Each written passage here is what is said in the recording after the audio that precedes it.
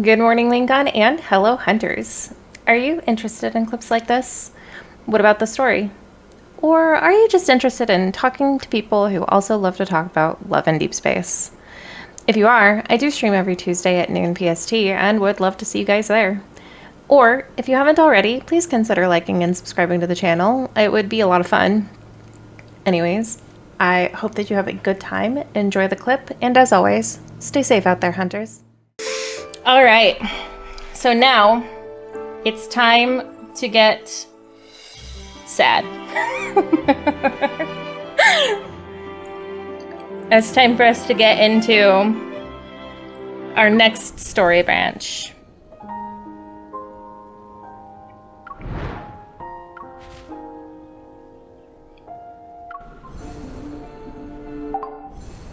Sounds good. We'll go ahead and start with, I guess we'll start with the Eye of the Storm and then go into Zayne time.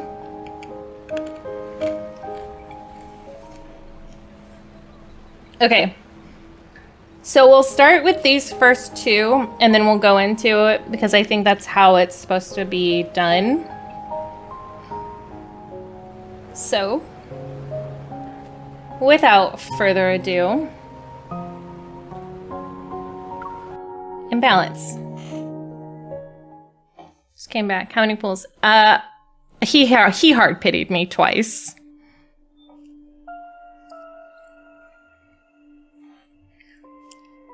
In a dimly lit room, silhouettes lurk in the shadows.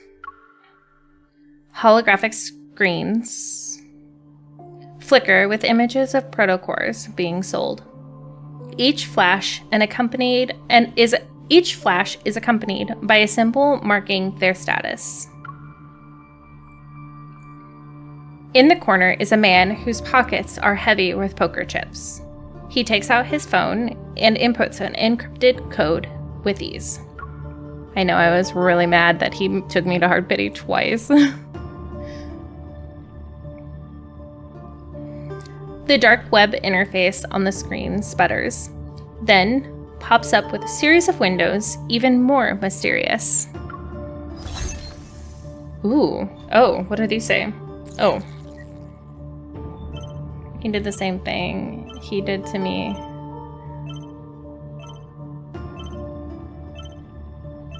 Oh my gosh. Hang on, can I read through that? Rumor says over 50 wanderers showed up out of thin air, almost causing a riot. Maybe an aether core attracted the wanderers. Someone tried to frame the wanderers, maybe. Don't spread rumors. Saw known Protocore smugglers near Silver Screen Hotel lead. Investigate report back. Yeah.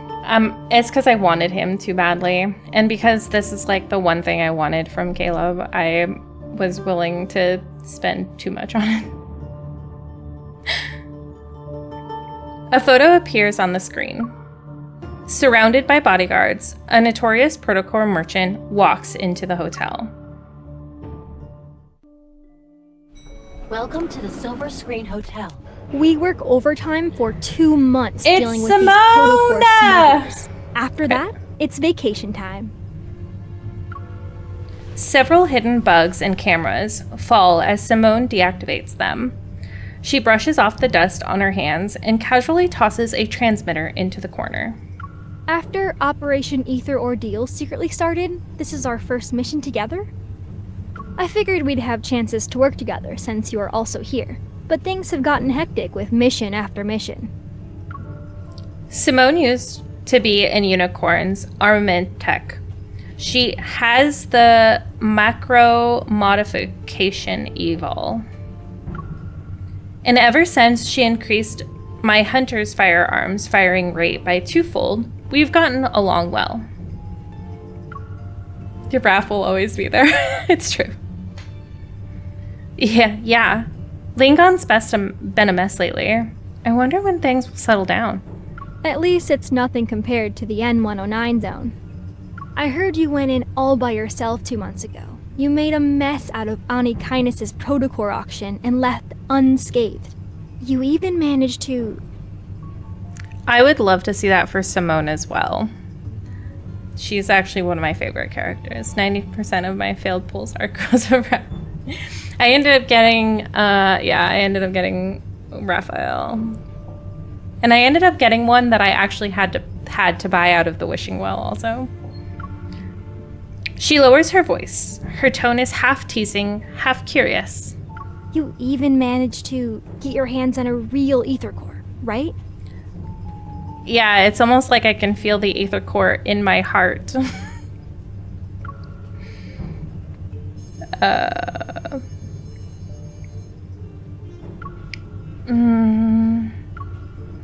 The very ether core is resting inside my heart as an energy cluster. It's a secret. I haven't told anyone, not even the association's president. After a loss for words, I put on a helpless look. This is getting out of hand. At this rate, people will be saying I took down Silas all by myself and stopped Ana Kindness from taking over the N109 zone. Who knows? Aren't you one of the few Anhosin class evolvers we have? Anyway, the N109 zone whispers about an ether core, and suddenly the groups on the dark web go nuts. I thought the association wouldn't bat an eye, but then Captain Jenna showed up and dragged me into the special operations team. It feels like we stumbled into something big, and that rumor being passed around becomes a truth. I always believed the ether core existed. I just never thought there was more than one. If these smugglers have the real deal, that baby's going straight into my railgun. Excuse me, ma'am, but you cannot have my ether core.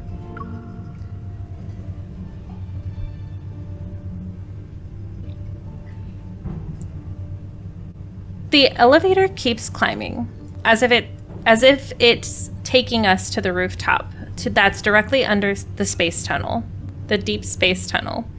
For a second, I feel like I'm back under the N109 zone's sky.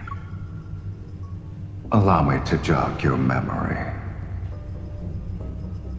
From your past to your future, to even all the crimes you'll inevitably commit. Yes, whisper in my ear. After all, you and me, we're the same. Oh, this man! Makes me want to eat my shoe. My memories are too fragmented and unclear. Is it because of this ether core? My hand touches my chest, the warmth pulsating like another heartbeat. Heads up, you two. We hacked the hotel's security system. You've been whitelisted and can come and go as you please. Thanks, Andrew. Andrew, the captain of data analysis, is micromanaging all intel for Operation Aether Ordeal. He's communicating via earpiece. Rendezvous in conference room 3909. It'll be showtime in 5 minutes. A holographic 3D map of the hotel flickers to life before me, modules snapping into place. Simone winks. She's very proud of her latest gadget. As she should be. The moment you meet up with the target, Evol will be transmitted through your contact lenses device to alter his memories. He'll think you're the buyer he met before. You have a 30-minute window, so make it quick. Wait a second, what did I miss? Rendezvous. Oh, we're meeting with a buyer who wants the Aether Core. Okay. Understood. We'll grab the item and see if an Aether Core is present. Anyway, we can fight our way out if things go south. Are you doubting my new gadget or her Evol? Simone adjusts my dress as she equips a Protofield disruptor that's shaped like an earring. Our reflections stare back at us in the glass. Simone looks stylish in her secretary attire, and I'm wearing a simple, elegant dress. I didn't think I would be an heiress again after I returned to work as a hunter. At last, My time in the N109 zone taught me how to bluff. A ding announces that we've arrived on the 39th floor. Simone and I exchange a look. Here we are. Let's do this.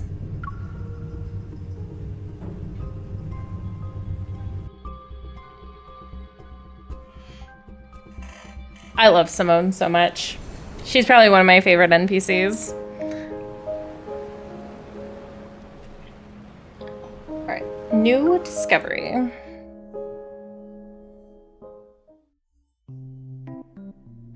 One hour later. With all this fuss, I thought I'd finally see the real deal, but these were all duds. While we didn't get any Aether cores, the mission wasn't a complete waste. We have these modified protocores. The Protocore smugglers are taken away, and Simone and I return to the Hunters Association. Special authorization confirmed. Good job, everyone. She does? Do your weapons or gear need to be maintained or repaired? Put them on the table. And just between you and me, Hunter's Huntin is serving a fancy meal tonight. Don't miss out. Hunter's Huntin sounds like a food place that they were just like, we just need to put food inside of the association. What are we going to call it? The little robot loudly whispers as it almost waddles to the armory with my weapon. Simone, your gear's suffered some wear and tear lately. Over 65% of it has been damaged in the past 2 weeks. If she didn't help you control your evil, that number would have been higher. 70% at least. Andrew is glued to his multi-screen setup. The windows flicker to life like a digital butterfly swarm.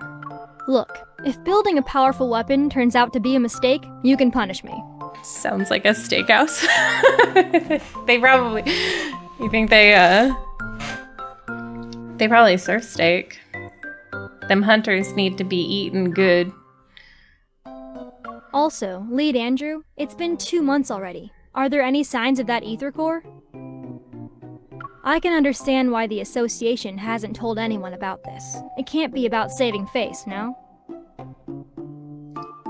I hope they just release a branch story soon. Or a story again after Death and Rebirth. They need to keep it on it because, man, the hype for that was real. All right, check this out. Jenna! A rolled up combat uniform lands on the table. We look up to see Jenna walking towards the control desk. Captain, what's going on? A weird yet familiar feeling pulls at my chest. I unfold the uniform. There lies a flat, round object I recognize. It's a hurt knave's head. Simone wrinkles her nose in disgust. Without missing a beat, she snatches a pen from Andrew's desk and uses it to push the head away. She ignores the look on his face. How could they just leave a head? Where's the Protocore? Jenna finishes drinking her water and tears open a package. She takes out a bread roll. Because there was only the head. It showed up on Faye Street without anything else. The Protocore must still be in its body, but who knows where that is. So, already you can see something's not right here. Everyone casts their gaze on me. I slowly nod. I can sense a protocurve. It's similar to the one I brought back from the no-hunt zone number 7 2 months ago. But there's more to it. Is it related to the Aether core? Yes, we've detected a large beta protocurve on this head. That's a new fancy term. Captain, what's a beta protocurve? Jenna takes a moment to gather herself. She stands up, and the control desk flickers a couple of times. A holographic 3D map is projected from it. Remember that incident last month? It occurred on the 8th at 9 a.m. Linkon Bridge's main pier disappeared from the river for 20 minutes. And on the 14th at 3 a.m., rainbow mists appeared in Goldwood City. Specifically, they materialized in 6 districts within 4 seconds of one another. Then on the 29th, an incident occurred at 4:30 p.m. An ice cream parlor in the Ring Imperial Center was flipped, and customers on the top floor were trapped in the first floor's freezer. Oh, that's kind of weird. I didn't remember that, but that's kind of interesting. The Wanderers behind these have one thing in common. The protocurve produced by their protocores are capable of distorting space itself. Oh.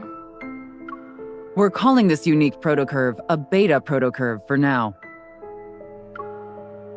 I don't think anything's been mentioned since... I won't get into the details of the analysis. However, after comparing it with the protocurve produced from the Deepspace tunnel region that's in the N109 zone, our current findings reveal that... Jenna leans forward. She grips the control desk to emphasize her words. An ether core is involved. But it's not actually an ether core, is it? Isn't it the spatium core that we're assuming now?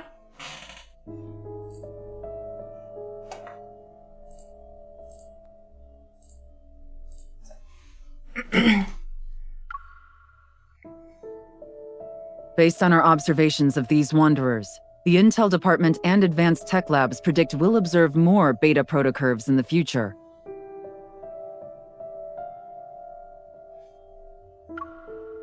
That's where new ether cores might appear. On the map of Linkon City, at its center, points of interest start appearing. They are potential locations, and they're everywhere. Some are even thousands of kilometers away from the city. Everyone, it's getting dark.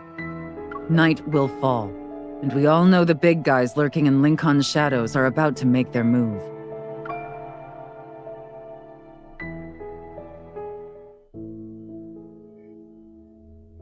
Captain Jenna revealed a lot in the info today. There's another ether core, aside from the one in my heart and the one in Silas's eye. But it could be in any of those locations, and this ether core might be incomplete, similar to how the one in my heart was at first. It will take some time to find that ether core. Our mission goes beyond just collecting ether cores. We also need to investigate the shady organizations that covet them for their own goals. They're essentially a ticking time bomb. We'll split up for now, but try not to alert the enemy. We don't want to make things worse.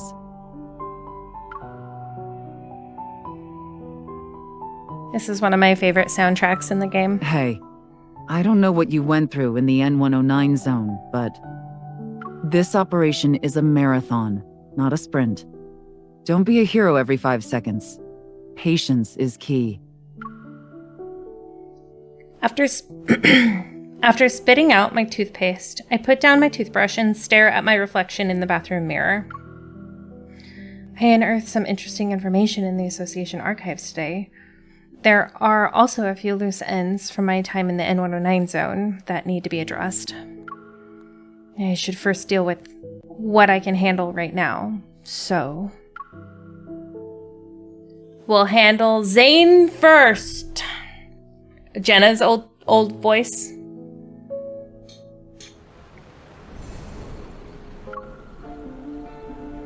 Thorns Under the Moon.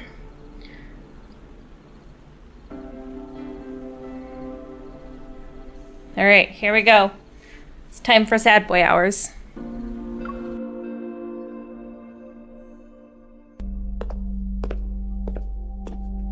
The sound of footsteps reverberate, a hollow echo upon the marble floor. Looking up, Zayne once again sees that familiar silhouette of the girl, who we now know as MC. In the quiet hospital corridor, its walls grayish blue and dimly lit by incandescent lights. Only the girl stands bright and resolute.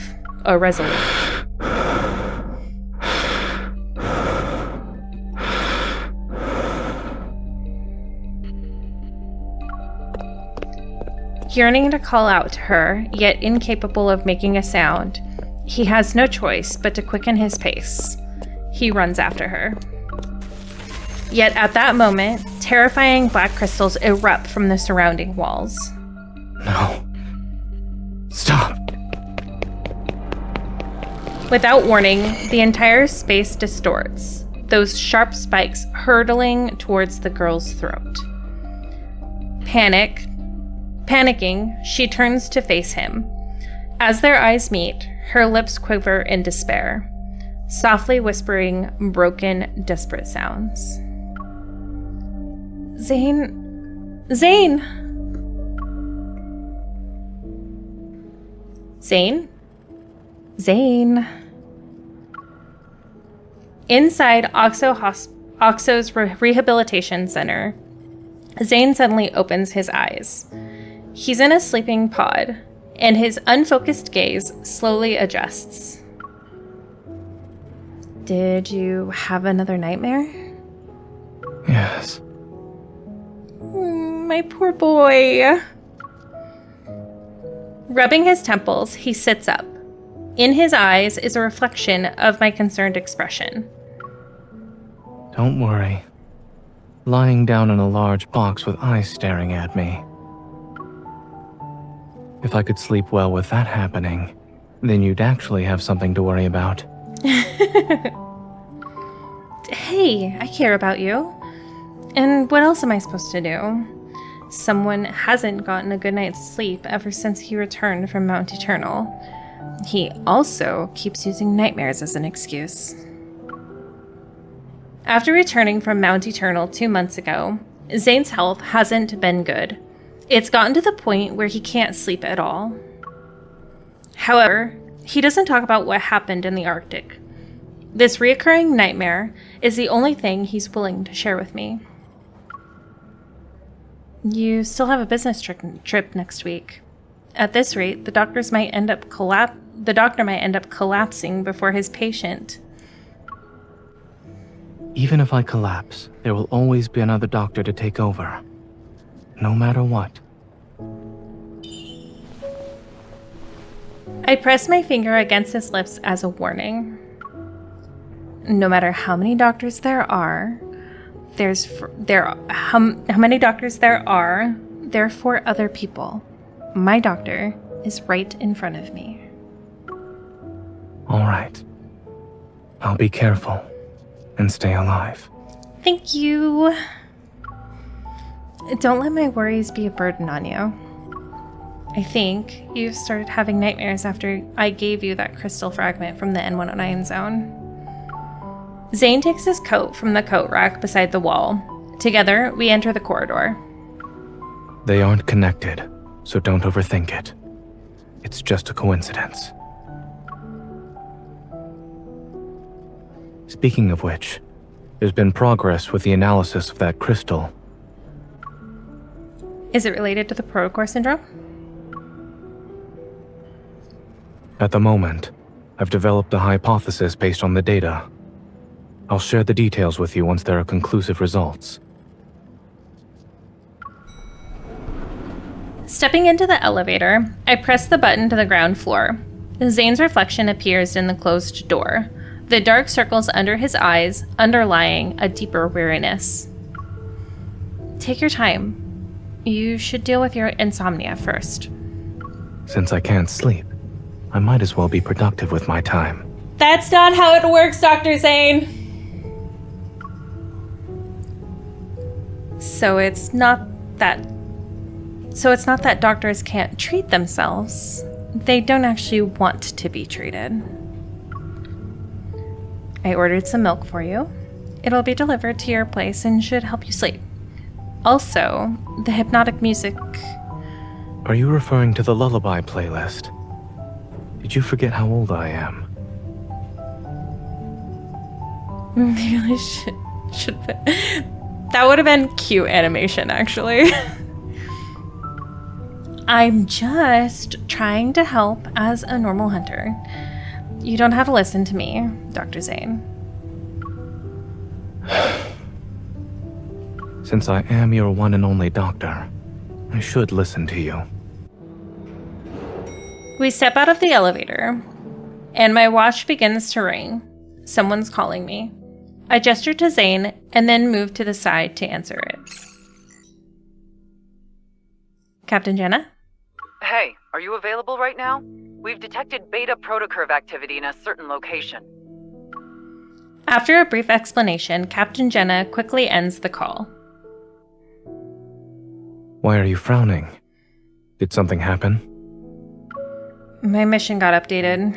I need to check in with Captain Jenna, so I might not be able to have dinner with you. Just as I'm about to sprint to the hospital's main entrance, a pair of hands land on my shoulders, hello? And steer me in a different direction. Don't run just yet. I'll drive you there. Oh, Zayne, but you really shouldn't be driving because you haven't slept. For the immersion, but I'm sure Infold doesn't want to risk making him look ugly.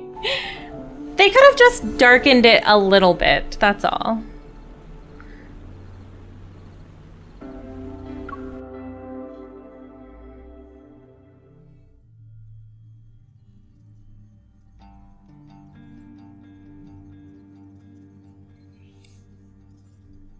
Upon arriving at the association, I find Alpha Team's office engulfed in silence. Only Jenna stands before the control desk.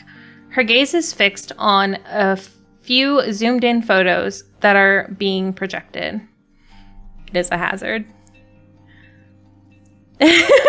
Perfect timing. Let's look at these together.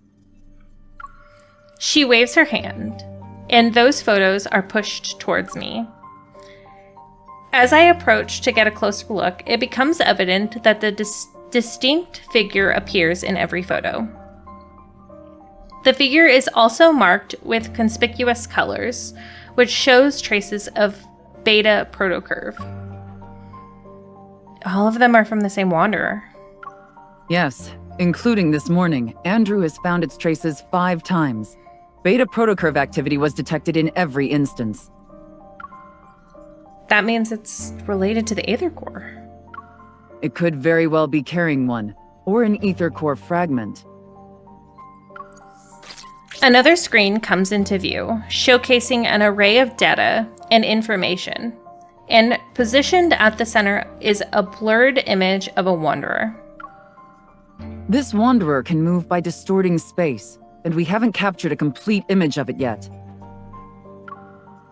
However, the Intel department made a discovery. In areas where it did appear, many patients with Protocore Syndrome have fallen into a coma. Some even go into shock. My gaze then falls on the left side of the screen. The text reads, location, Chansia City. I'll be heading to Chansia City next week. There are a few patients with a severe case of Protocore Syndrome, so they require Oxo Hospital's assistance for their treatment. What is that outfit that Zayne is wearing? Because it's kind of cute.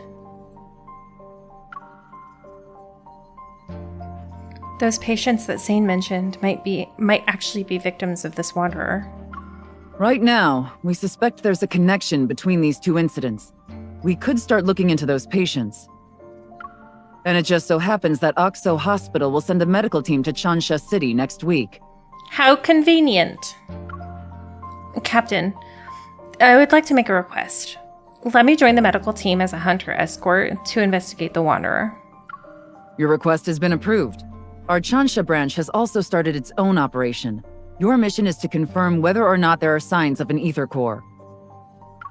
You can contact us anytime if you need help. We'll be there to offer whatever assistance we can. Understood. I'll be careful.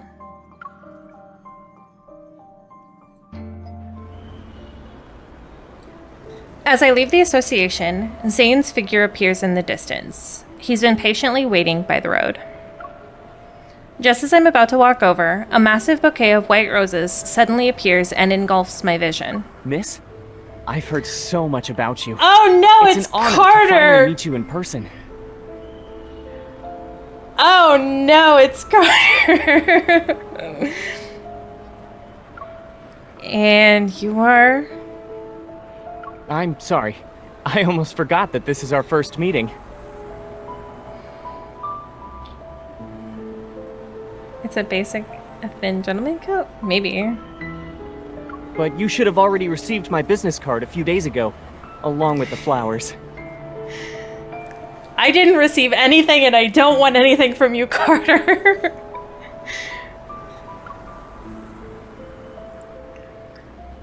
The man has a gentle gaze, as if to be friendly. He extends his other hand towards me. I'm Carter, from Xander Sciences. I'm sorry. Montoya likes Carter. I'm sorry. I shouldn't be. He's just so icky. I'm sorry. He's so icky. Especially after death and rebirth. It's fine.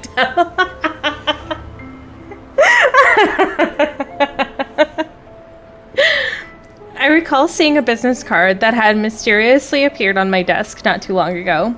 It was accompanied by attention-grabbing deliveries as well. Oh, those were from you? Thanks to your efforts in apprehending those Protocore merchants, Xander Sciences was able to recover a valuable batch of Protocores.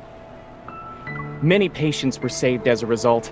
Naturally, I wanted to express my gratitude. I wonder if you'll do me the honor of having dinner with me, miss? Absolutely not. Not in your lifetime. Not a fucking chance. She already has plans for tonight. Attaboy, Zayne.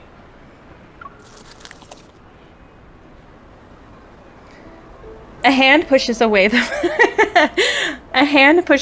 bouquet. Zayne then pushes me to his side. Carter, if you weren't messing with that,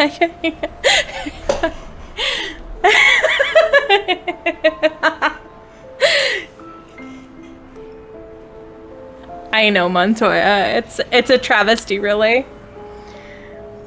A hand pushes away the bouquet. Zayne then pulls me to his side, and he moves to stand between me and Carter. Upon seeing Zayne's face, Carter's expression noticeably darkens. What a coincidence, Zayne. It's been such a long time since we last saw each other. Why don't the three of us have dinner together? Nope, not on your life. My gaze quickly shifts to from Carter's smile to Zayne's indifferent eyes. I sort of understand what's going on. I'm sorry, Mr. Carter. The association strictly prohibits hunters from accepting dinner invitations for work purposes. Let's go.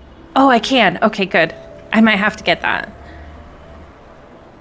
Just as I'm about to turn around, the bouquet blocks my path again. I don't want your roses, Carter. Miss, I understand there are rules about not having dinner, but the flowers didn't do anything wrong, right? I can't. It's so icky. I know what he's trying to do. It's so gross. Before I have the opportunity to decline, Zayne swiftly takes the white roses. He glances at them, and with a blank expression, he gives the roses back to Carter. Yes, we love a jealous Zayne. They're much appreciated. Unfortunately, there's no room for them in my car. I mean, it's probably not jealous Zayne. He just hates Carter, let's be real. Miss Hunter? With Zayne holding my arm, I leave. Carter persistently follows us. Actually, I'm here to give you a reminder. This is where he gives us a threat. The outside world isn't as safe as Linkon. Be careful when you're traveling. How would you know, Carter? How would you know? Are you aware of something that I am not aware of?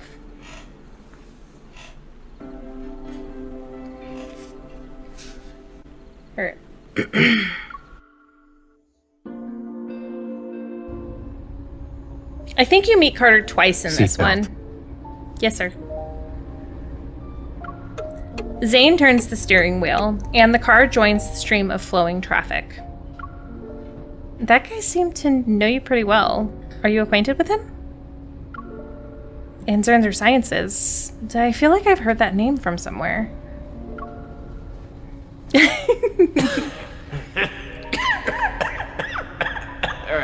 Oh, Raymond. Your colleague praised you, saying there are things only the Rip two of Raymond. you can do. I'm very curious now. Oh my gosh! I didn't even put that together! Now I know what he's talking about! Oh my gosh. So, wow. Xander Sciences will provide you with the best staff, the best lab, and even the best treatment. Yeah, so Xander Sciences must be, like, butt buddies with, why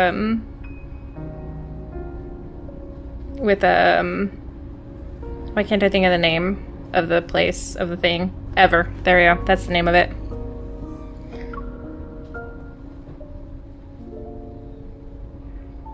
It's the person Raymond mentioned when we were at his place.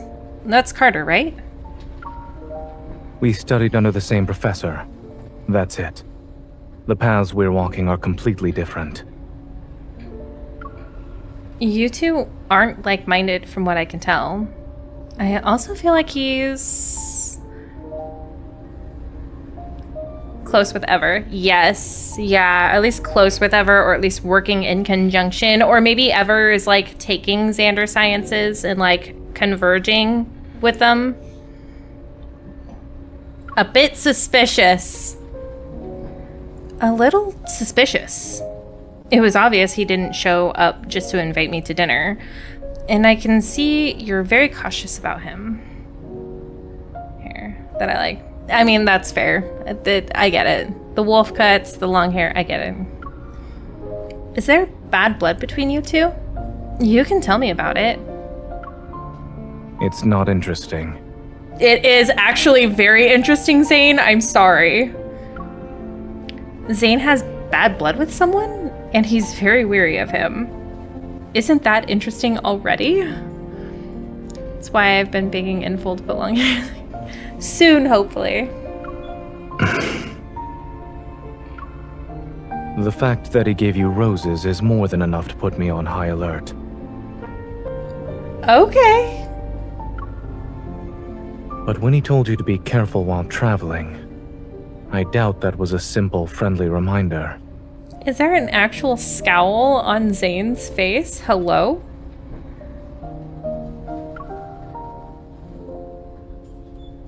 Any character including Sneaky. Excluding Sneaky. Oh, Viper, yeah. Just as I'm about to tell Zayne about my trip, I think twice. I shake my head and smile. Maybe Carter was annoyed by how we were ignoring him. That's why he tried to scare us.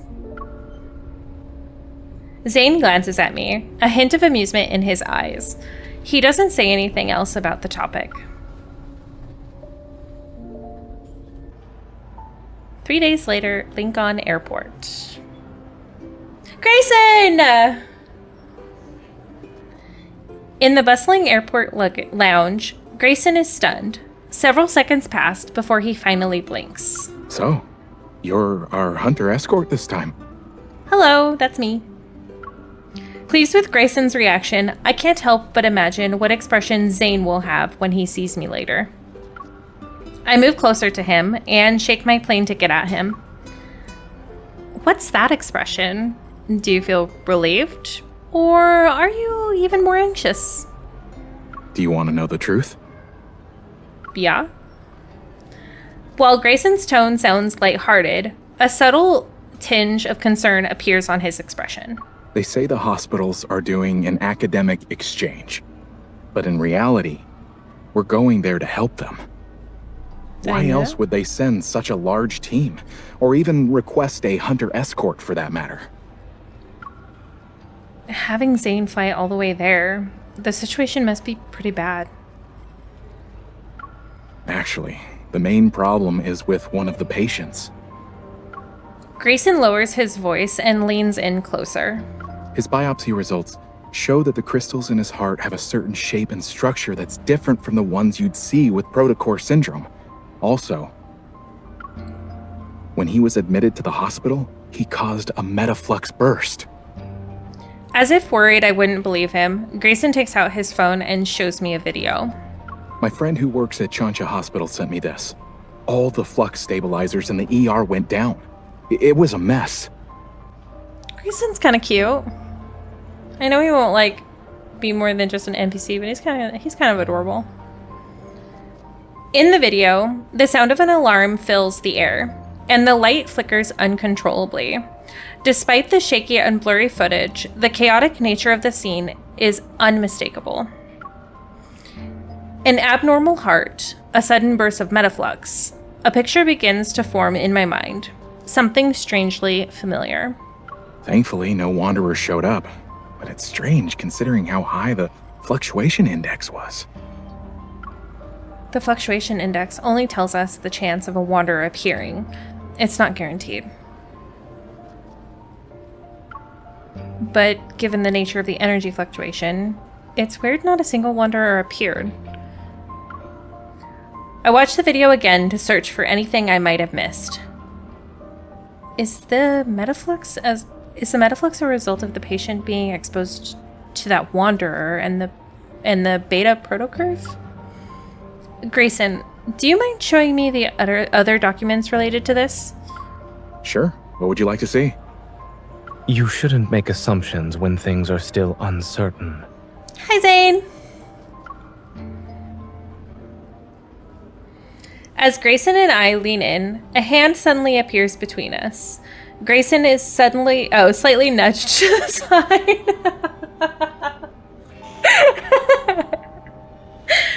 Okay, Dr. Zayne. Dr. Zayne?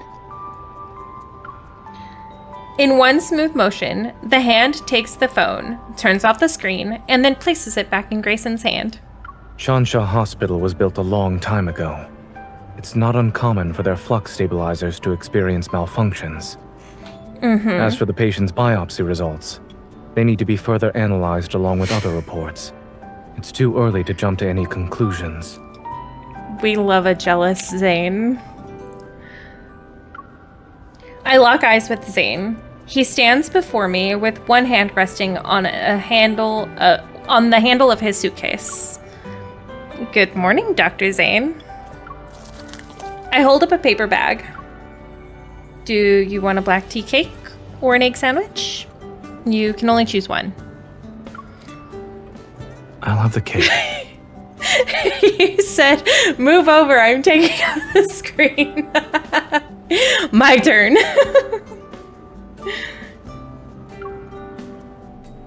Of course Did you I'll have arrive cake. at the airport early to buy breakfast? When did I ever say that? I retrieve my suitcase from behind a chair and proudly present my ID as a hunter escort to Zayne. Surprise!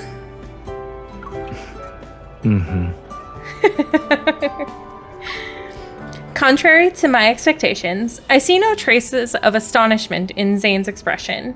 Instead, he calmly hands me a hot latte because he already knew I was coming. Have you ever thought about who approved and signed your escort application? Oh my god, I forgot about that. He takes care of us so well. Of course he does.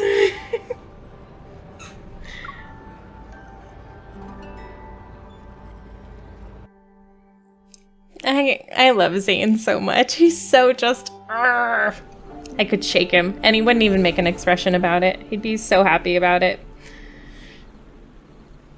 Alright, 4.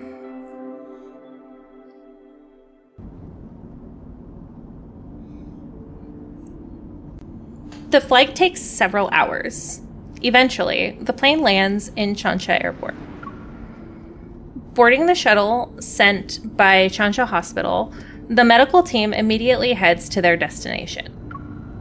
The chief of surgery, his hair already starting to gray, exchanges pleasantries with Zayne before quickly delving into a discussion about the patient. They're on ECMO. After the open heart surgery, adhesions began to develop. And this morning, we saw the crystals spreading. They're very close to the lungs now. Are these the same crystals as the ones that are mentioned in Caleb's? Like, are these people are turning into Ultram? Is that what I'm understanding? Am I understanding that correctly? Then we'll have to perform surgery as soon as possible. Zayne quickly flips through the patient's medical records while putting marks on the paper. Crystal extraction is already a complex procedure. Those adhesions, we're worried the patient won't be in a stable condition while under anesthesia. This is our only option. We must perform the surgery. Let's reassess the patient's health and proceed once his physical condition allows it. Okay, that's what I'm getting also, is that that he's basically turning into an Ultram. And I think this is the first mention of Ultrams. At least, like, as what they are. Not the name. A few hours later, the surgical lights are turned on in the operating room. The rhythmic sound of medical equipment reverberates. Led by Zayne, a team of medical staff focuses on the surgery at hand. The observation room is filled with people, and their gazes are fixed on a large screen. On it, a pair of hands use scalpel to meticulously remove tiny crystals. Clear the view. After ensuring there's no unusual activity, I make my way back to the class. Dr. Zayne is brave for taking on such a risky case. Captain Willow. We meet again. During my previous visit to Chansia City, we worked together. After exchanging formalities, she shows me the updated data.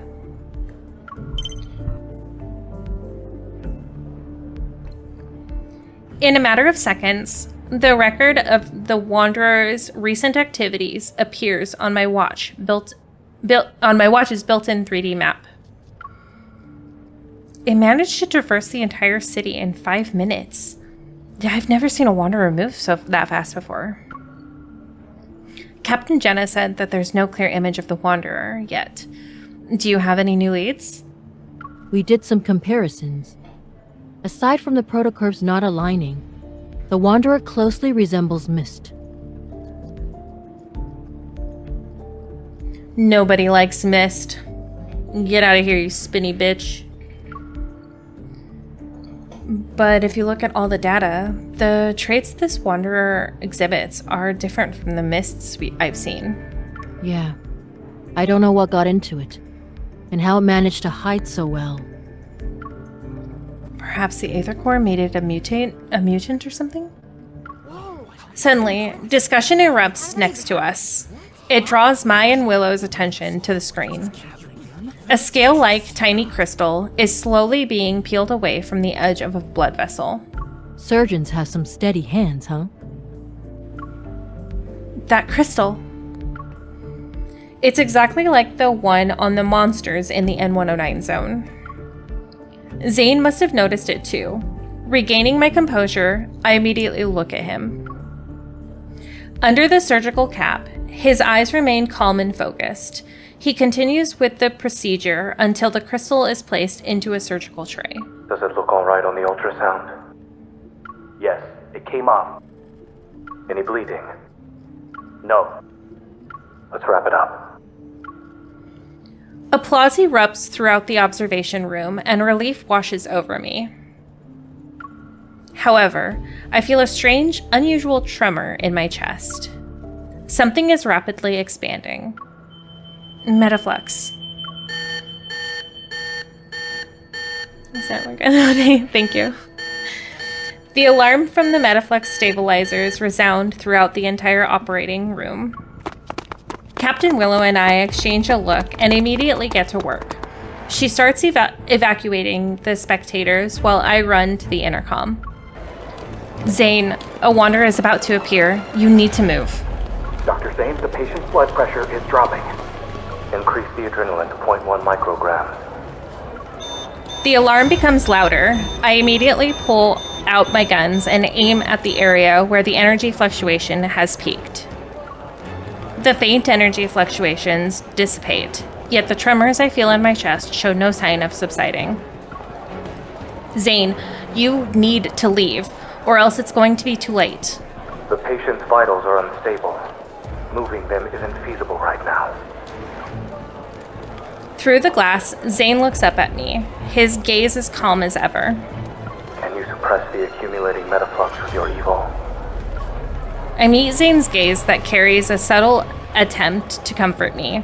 My attention turns to Grayson, and then the others who are visibly worried. They're waiting for my response. I'll do my best. Give me 5 minutes. I love a calm man, too. He knows how to take charge. Let's continue.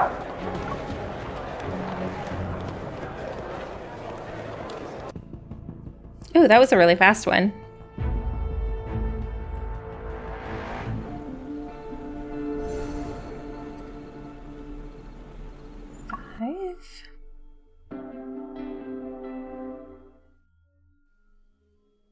Using my evil as a flux stable and the flux stabilizers, I successfully buy the necessary time for Zayne to finish suturing. When the surgery ends, the metaflux suddenly dissipates, as if what happened earlier was an illusion. Other medical staff will handle the follow-up procedure. I change out of my sterile suit. Just as I'm catching my breath, Zayne pulls me into the lounge where no one's around. We're alone with Dr. Zayne. Give me your left hand. I'll do a quick evil examination. Okay. Any excuse to hold your hand. Zayne sits down a metal tray, picks up a cotton ball soaked in medicine, and begins to disinfect my hand. I'm fine. I might have overdone it, but my use of evil is better than before. While that is how you feel, I suggest waiting for the results and listening to what your primary care physician has to say.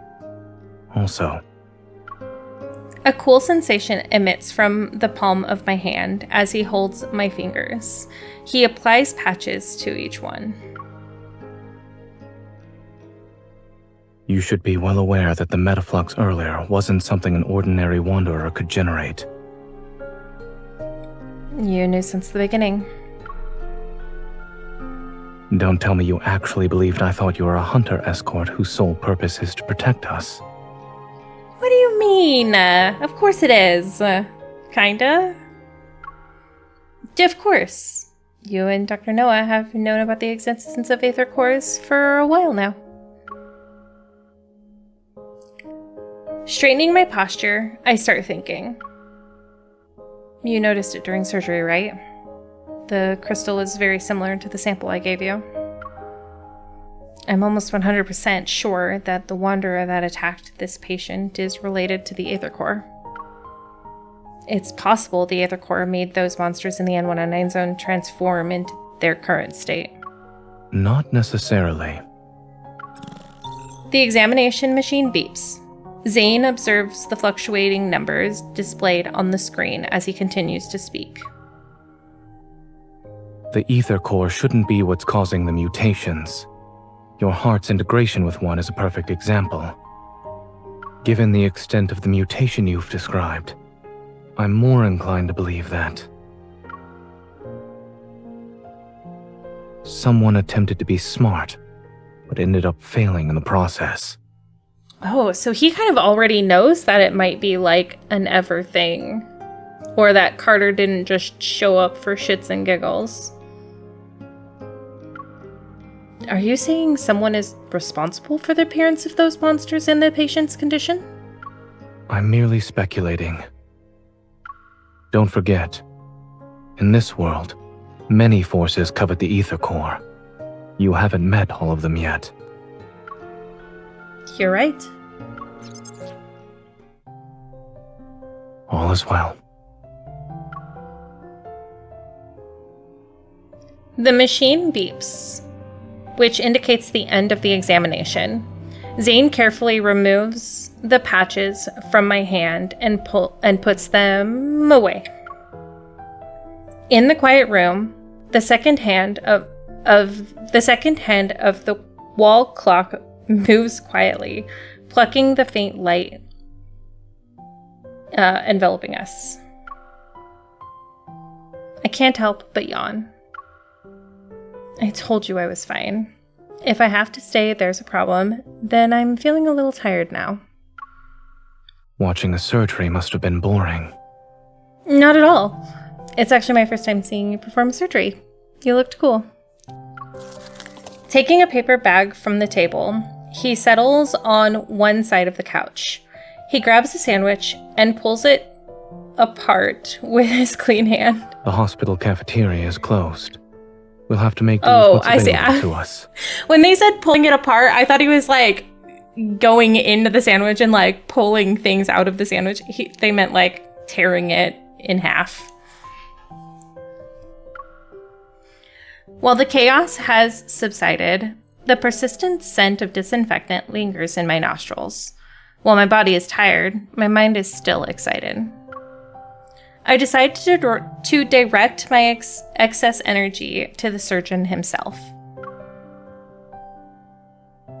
Weren't you listening to me before? Someone said he'll learn to accept compliments from others.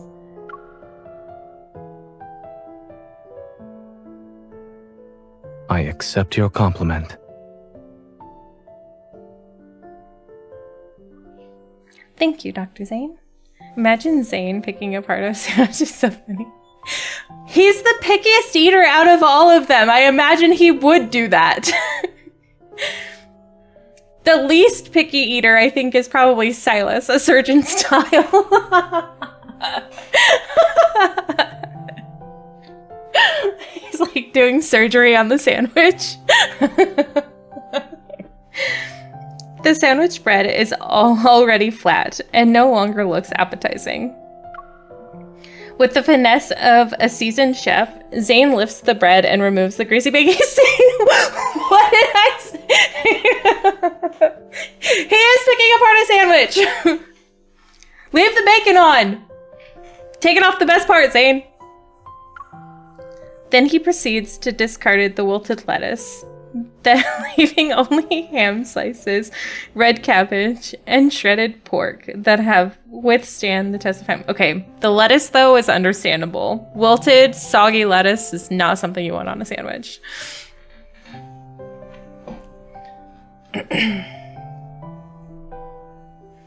But the bacon? Leave the bacon on! Today will be very memorable for me. Not only did I see you perform surgery for the first time, but I also had the privilege of observing a sandwich undergo surgery. I've just removed the parts that experienced excessive nutrient loss and would have impacted digestion. Is nutrition one of the things you research? Is there anything Dr. Zayne can't manage? Oh, sorry, can't master? I have to admit that when it comes to accepting compliments, I'm not very good in front of you. Oh. Bacon is nice, though. It made bread soggy, though. I guess that's why. Yeah, well, yeah. But I suppose there's a chance for you to teach me in person. I mean, I'll teach you a few things. Looking at me with a meaningful expression, Zayne places the surgery-affected sandwich in my hand. He then pulls out his phone.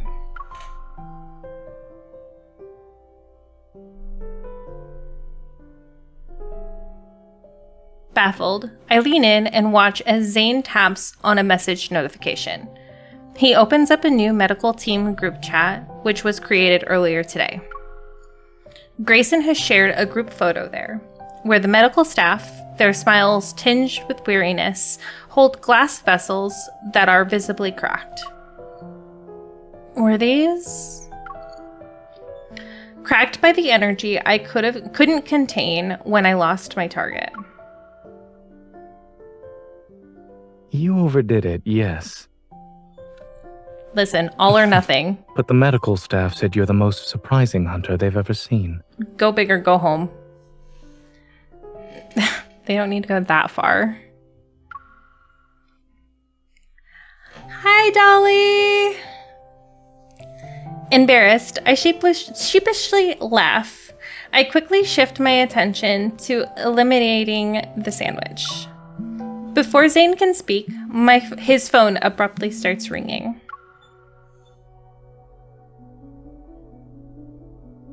Hello? Upon hearing the voice on the other end, Zayne freezes, surprise appearing on his face. This man is capable of having any other expression except for stoic. Confirmed. The patient woke up?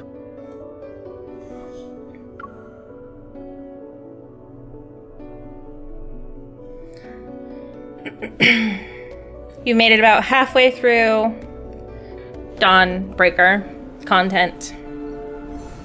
You missed my pulls, Dolly. But it's okay because it was very terrible pulling. Caleb was very stubborn about coming home today. All right. Number 6. We're about halfway there.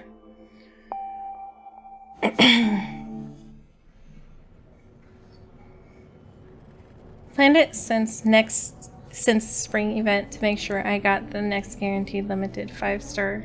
So it was easy for me and 30. Oh, that's so lucky. That's so good though. That was first off, that was lucky that you didn't end up pulling early on the spring event card. But at least you only had 30 pulls and you had it guaranteed. So that feels good actually. When Zayne, Grayson, and I arrive at the entrance to the ICU, the nurse approaches us. Do you know why he regained consciousness so quickly? We're not sure. He shouldn't have woken up already. Look at this, Dr. Zayne. All his vital signs are improving.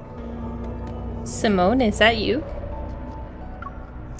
Zayne and Grayson change into sterile suits and enter the ward. I wait outside. Can you hear me? Do you remember where we are? Look at my finger. I really wasn't expecting him to save the patient when they were at death's door. Back!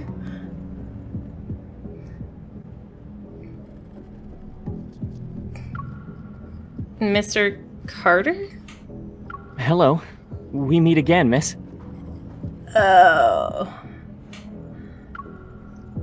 With the sudden appearance of Carter, I cautiously step to the side. However, he greets me with a smile. He raises both of his hands. Don't get the wrong idea. I wasn't following you. Mm-hmm. This patient happens to be an important client of Xander Sciences. After hearing about the incident, I decided to pay him a visit. Mm-hmm. You weren't there when he was in critical condition.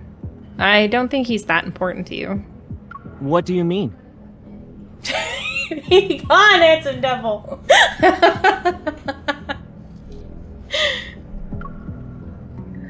He leans against the wall and casually looks at the glass door. If it weren't for Xander Sciences, his fragile heart would have stopped a long time ago. I hope that they do make a model of Carter, though. I'm just saying. What we're pursuing is far more stunning and ambitious than these petty solutions. Uh-huh. Is that so? Observing my indifferent reaction, Carter furrows his brow. A hint of disappointment appears on his face. Aren't you curious about the kind of work we're doing? I am not, actually. Quite the opposite. I'm very unimpressed, and I would like you to leave.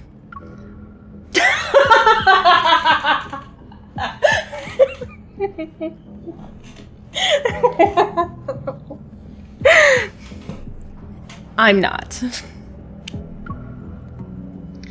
He shakes his head, and his usual pretentious smile graces his face again. It's okay. You'll be interested someday. I will not. After all, only Xander Sciences can provide answers to the questions about your heart. How do you know that? Frowning, I suppress the urge to ask more. I redirect my attention back to the ward. Grayson! Hey, Dr. Zayne wants you inside. Grayson hurriedly walks out and hands me a sterile suit. Zayne was probably watching from the window, let's be real. Excuse me, this is the ICU. For the patient's sake, we kindly request that unrelated individuals leave. This is where you're about to go into Zayne's dream, or should I say nightmare? Yes, it is. This is where we first meet Dawnbreaker. Having no intention of paying any more attention to Carter, I change into the sterile suit and enter the room.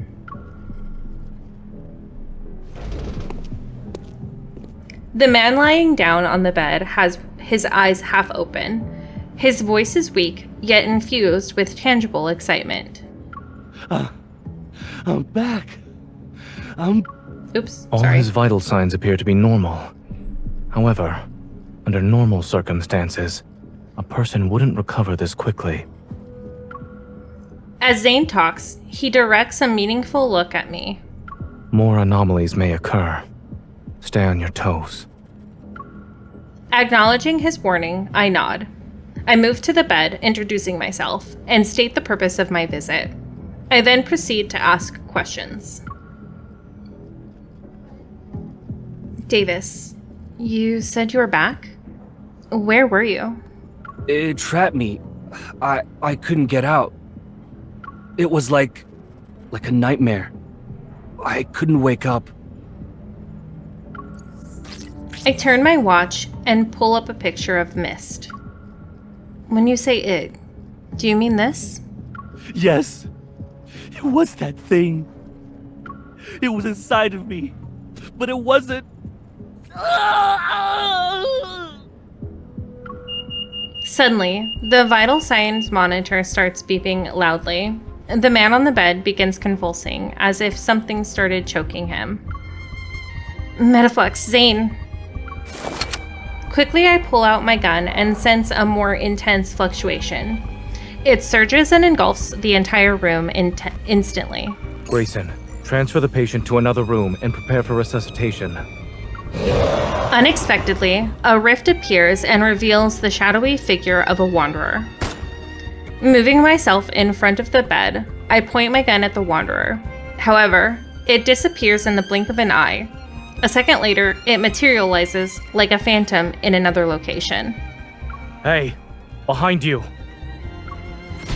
Evading its slash, I aim my gun at the center of the fluctuation. However, a tremor overwhelms my chest.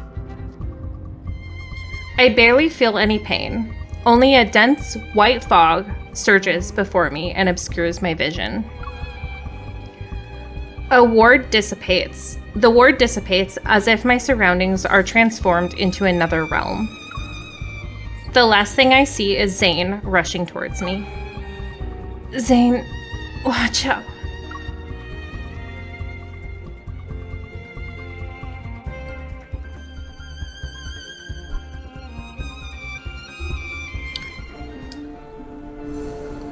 Alright, we're in Dream Linkon. This is the part where I thought, and Montoya has heard me say this, I know a few people have heard me say this. This is the part where I think it would have been really cool if they gave us a dungeon. I'm just saying, as a battle girly, it would have been really cool. 7.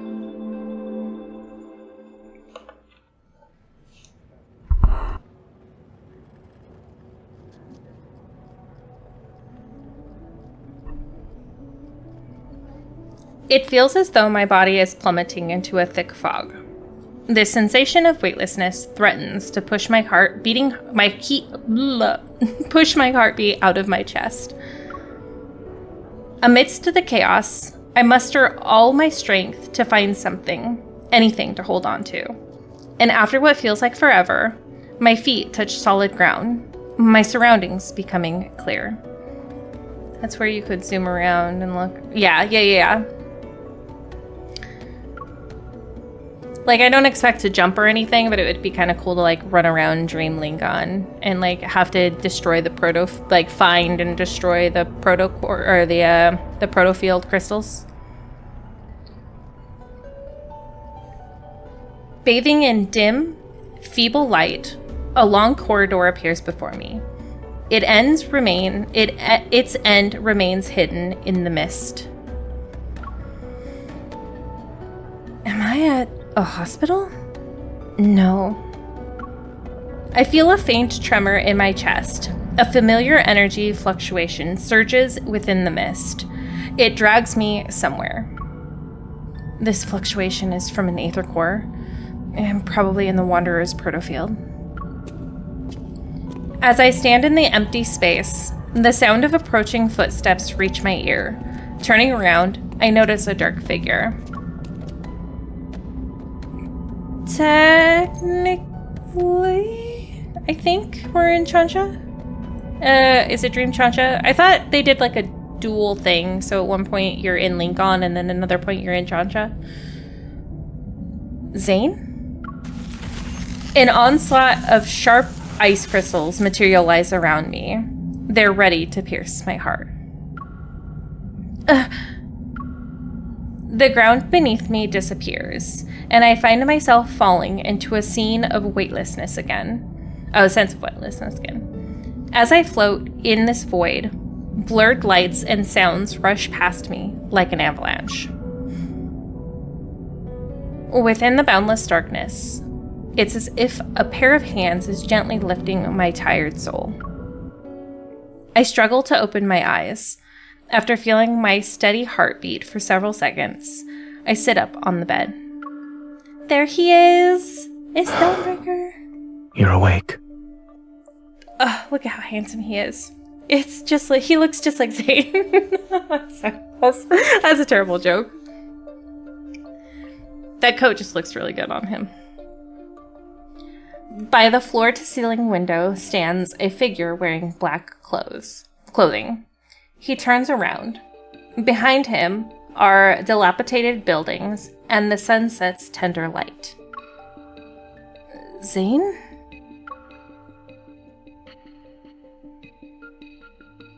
The figure takes another step, his appearance nearly overlapping with the dark figure I had seen before. I move back. How are you feeling? After hesitating for a moment, I reach out and touch his cheek. I trace his eyebrows and the contours of his face. I recognize the features I know so well. In the silence, he remains motionless. He just looks at me. I'm fine. I think I just had a dream.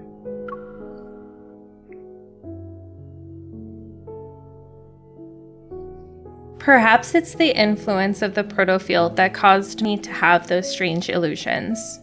Shaking my head to clear my thoughts, I shift my focus to the room. The cracked, grayish-white walls enclose a space where a sofa, holographic screen, refrigerator, and various functional home appliances exist in close proximity. It looks like the home of someone who struggled with living a normal life. Do you remember what happened in the ward? The wanderer that suddenly appeared, the tremor in my heart, and Zayne running toward me. Memories gradually find their way back to my mind. Are we still in the Wanderer's Protofield? Yes. Following Zayne's gaze, I get up from the bed and join him in looking out the window. As the final remnants of twilight vanish, the city stands before us under a light blue sky. Its desolation is evident. This place is a rusted skeleton of its former self.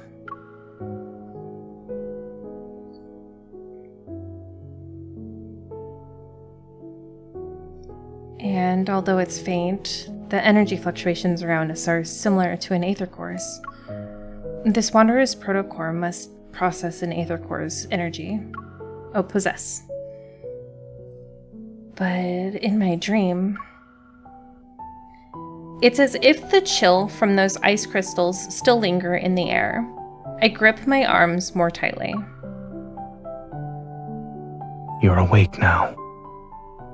Remember that whatever you dreamt about was only a dream.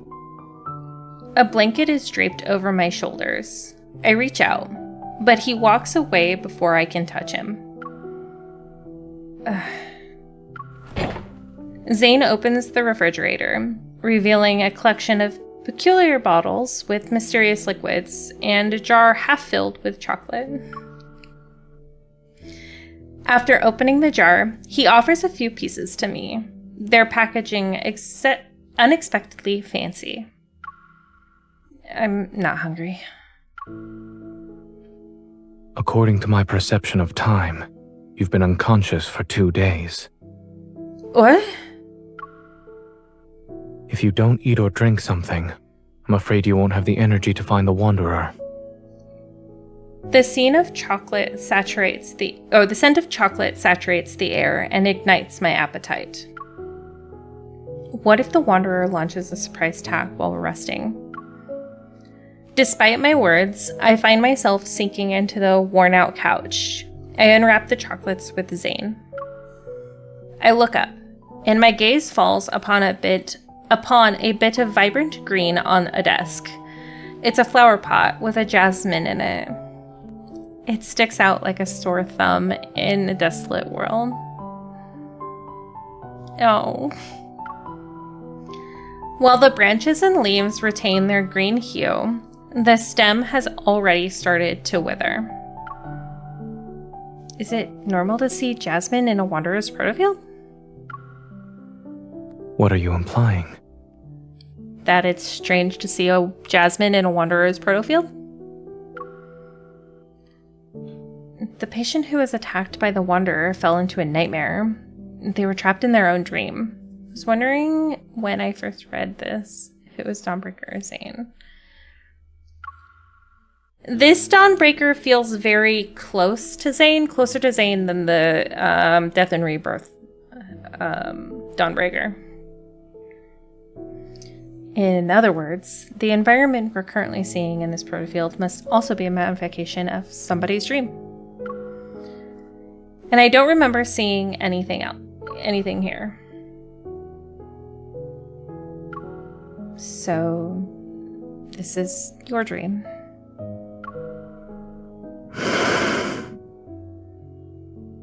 Are there any comments you'd like to make about it? Even in a world as broken as this, chocolate still exists. I'm expecting nothing less from you. He is Zayne, Dawnbreaker. We don't really meet here. Oh, okay. Yeah. No, that makes more sense because that sounded more like Zayne. Shouldn't you be saying something like, "Thank goodness it's Zayne's dream. We can still eat chocolate."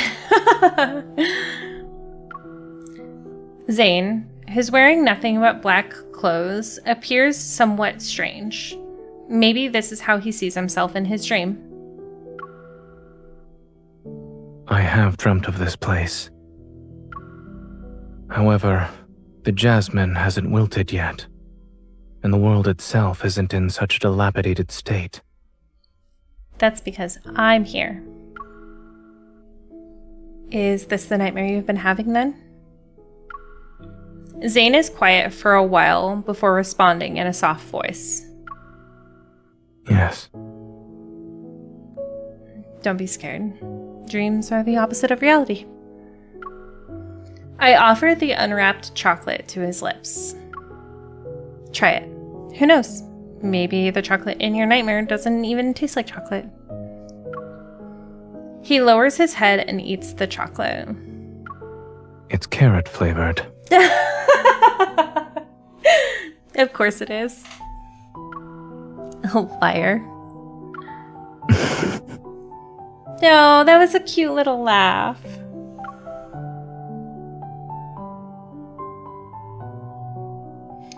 He looks out the window again, where the silhouette of the bird flies across a darkened sky.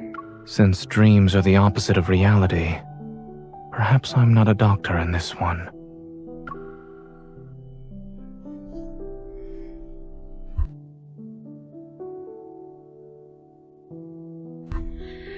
Oh, Zayne, you're so sad and lonely and think so lowly of yourself. And I just want to fix you.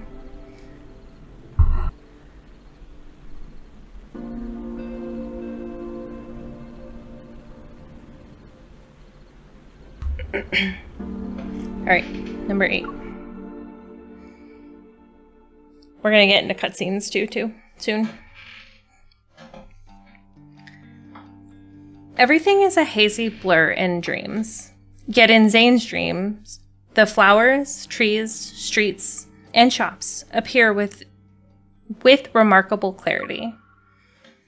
I can't help but wonder how long this dream has haunted him, incessantly replaying itself to the point where every detail is fleshed out. While it resembles my dreamscape, I can tell it's a protofield. Over there. He guides me to the entrance of a narrow alley. The road ahead is covered in thick fog. It's as if we've reached the edge of the dream itself.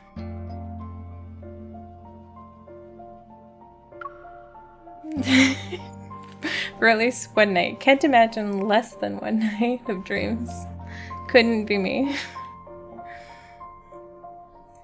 From the fog, a cluster of black crystals has emerged. It blooms like a flower and is as tall as a 3-story building. It blocks the path. That's how a man should dress. Silas.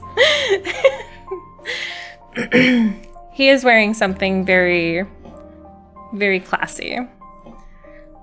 A protocore cluster. It regenerates very quickly after it's broken. I'd say it's as good as new within a few seconds. Yes, I tried destroying it before you woke up. As I recall my past battles, a hypothesis forms in my mind. I think I know what's going on here. There must be another protocore cluster in this protofield, and they provide energy to each other. We need to destroy both of them and leave this protofield. This is the part where I was saying that it would be cool to have a dungeon and have like Zayne go off and fight the other one, and you have to like destroy the proto cluster at the same time. Eating sweets certainly makes one smarter. Yes, it does. Thank you for the compliment. I gesture towards him, though I'm only slightly smarter than you. Chuckling, Zayne pulls down my hand. Since this is your dream, do you think you know where the other protocore cluster is? When you're in a protofield, using evol in a scientific matter is more effective than dreaming. There's some bull. The protofield is practically drenched in erratic energy fluctuations. Yet amidst the entanglement of proto-curves, I detect one that stands out. I open my eyes and point in a direction. From what I've sensed, the second protocore cluster should be on the other side of the protofield. Similar energy fluctuations appear from another direction. I look at Zayne. Which one would you like to pick?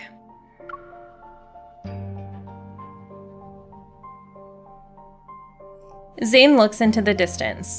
I don't know if I imagined it or not, but some sort of emotion stirs in his eyes. Dote. The one that's farthest away. Oh, he wants to go away. I will keep Zayne safe, don't worry.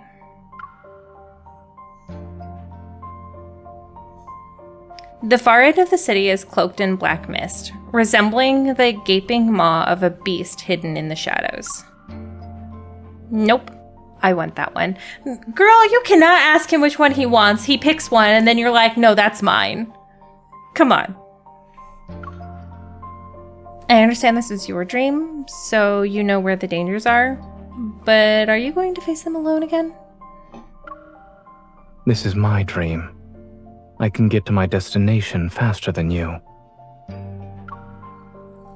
But your dream isn't exactly being nice to you right now. Maybe the more you try to use it, the more it will use you instead. Let me go instead. You. Don't push yourself. When you're in trouble, I got your back. That's a tip from your hunter escort. Smiling, I take a step and pat his back. Without waiting for Zayne to respond, I wave and start to walk. Don't push yourself. That's a tip from your primary care physician. She knew he would pick the toughest one. Of course he would. Then why'd she offer it up in the first place? Behind me, I hear a soft sigh followed by Zayne's words that are tinged with worry. Turning around, I catch a glimpse of him standing in the shadows. He's far away now, so I can't clearly see his expression. I press my lips into a thin line and nod. Regardless of whether it's him or me, we know we'll always support each other. I want to squish his face. It's so cute. As the girl walks away, her figure disappearing from the fork in the road, Zayne turns his gaze towards the alley's depths. Within the thick fog, a broken streetlight flickers intermittently. Oh, you're right, Montoya. That's probably what it was. To probably see which one is tougher one. Mind game. She reverse Uno'd him. He raises his hand. Parts of the mist detach themselves from the air. Spiraling and condensing, they coalesce into icicles above his palm. Dark impurities silently emerge from within them. But they stop spreading just as they're about to breach the outermost layer of the white crystals. It's as if the looming black hole threatens to consume everything pure and white. Yet a thin, unwavering layer of pristine ice remains resolved in being the last line of defense.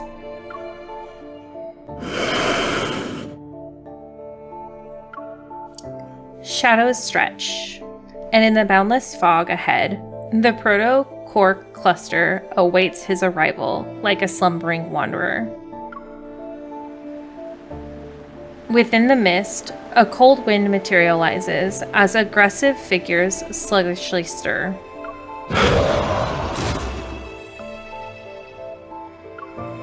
The ice crystals in his palm slice the air and seemingly hit nothing, but the Protocore cluster shimmers for a fleeting moment. As more wanderers emerge, their roars resound, and their figures phase in and out. The ice crystals solidify into sharp blades. Zayne delivers his attack with decisive precision. Blades of ice tear through the darkness, and a pungent scent permeates the air. The ground beneath his feet slowly transforms. It turns soft and slimy like sludge, stubbornly clinging to his legs. Dazed, Zayne looks down, peering through the mist, a layer of unclear ice. His gaze falls onto his palm. Zayne! Oh no.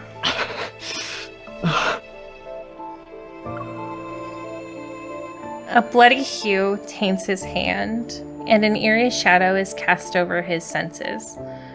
He's momentarily transported back to that bone-chilling nightmare. Zayne is shocked. He looks up and knows who's standing before him. The tension is palpable. gripping at him.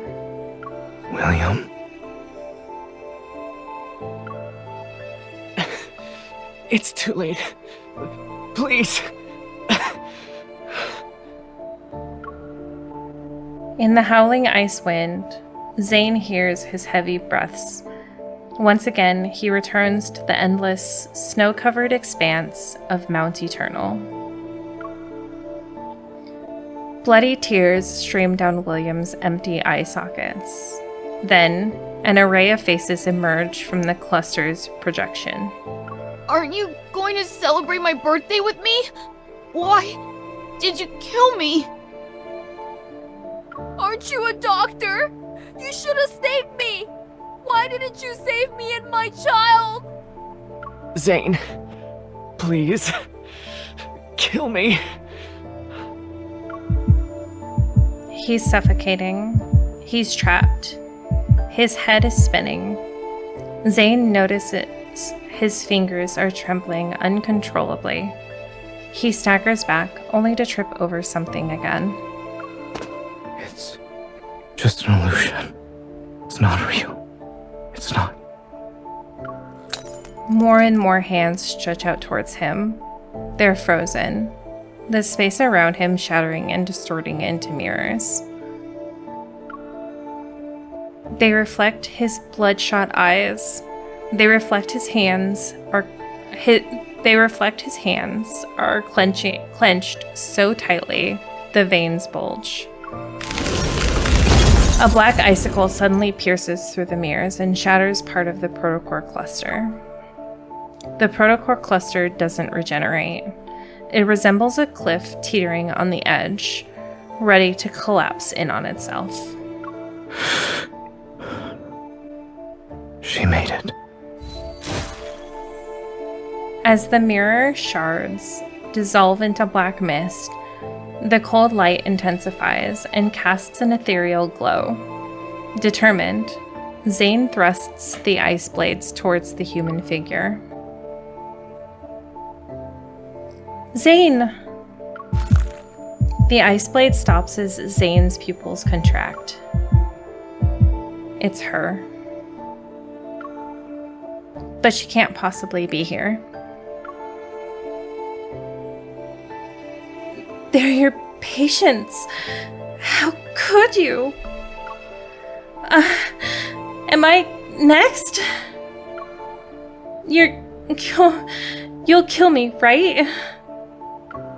No, you're not Zayne. Who are you? It's a face he knows well, or he knows so well. It's this unspeakable nightmare. Her expression is filled with disbelief and pain. Yes, it's her. Zayne! Kill me!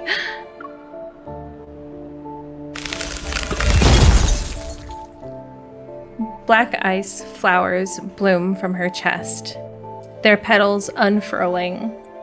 She's as light as a piece of paper, separated from life's weight.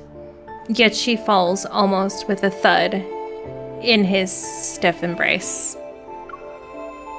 Buzzing engulf Zayne's ears as he's once again pulled into the depths of a never-ending nightmare. While he knows it's an illusion, he can't break free. At that moment, the cracked protocore cluster pulsates with a blood-red light. The air trembles around it. The massive shadow before him breaks along with the other protocore cluster. The illusion in his arms changes again, but he doesn't look up. He only clenches his fists. It's time to end this. I know. A cold gleam flickers, and pure black ice crystals surge beneath him. They freeze every figure that lurks within the shadows. The darkness is suppressed, and his surroundings change. It's foggy, A blurry figure gradually emerges from the cracks in this space. Zayne conjures black eyes and takes aim. However, his body becomes immobile as if he's frozen in place. You shouldn't throw yourself into danger just for her. I almost thought that sounded like Benedict. It's not Benedict, but it almost sounded like him. Oh. His entire body becomes encased in ice. Black crystals pierce his chest and spread into his fingers. The intense pain leaves Zayne's back drenched in sweat. He's unable to control his body as he collapses, his heart racing in fear as he hears that cold voice.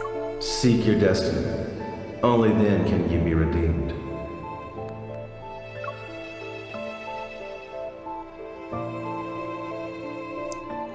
Astra! Oh, Zayne's story is one of the saddest, honestly. It's so rough.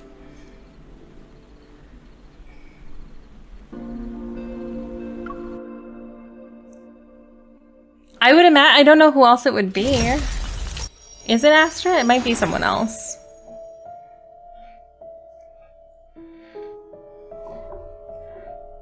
As the protocore cluster shatters, a distant tremor ripples through the air.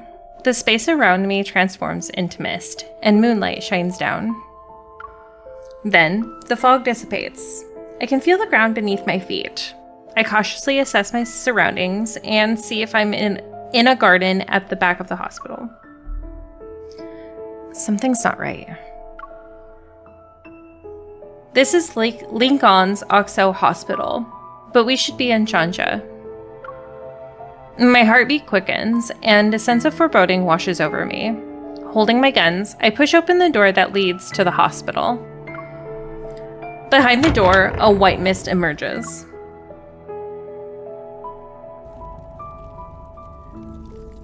When it's cleared, I notice I was back at Zayne's place. By the couch, someone was lying on the floor with their backs to me. Zayne!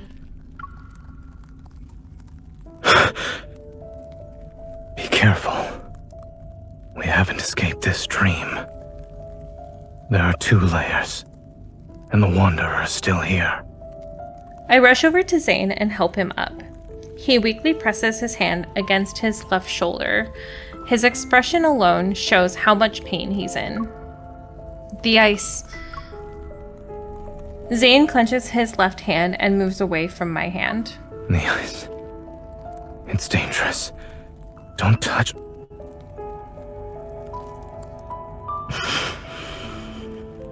It's too dangerous. I won't be able to control. Leave. Now. It's Forseer. A sudden voice in my head gives me pause. Despite the warning, I lean in to inspect Zayne's injury, feeling my heart sink with each passing moment. There are no visible external injuries in his body, yet a blackened ice spreads across his wrist and neck. It doesn't seem like it'll disappear anytime soon. I don't think you're just losing control of your evil. Let me see if I can help.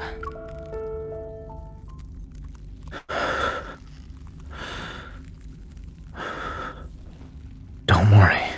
I'm fine. It was just... It doesn't look like you're fine. It's starting to melt. Since my method's working, just sit tight for a while. Don't waste your time on me. We can still go after her.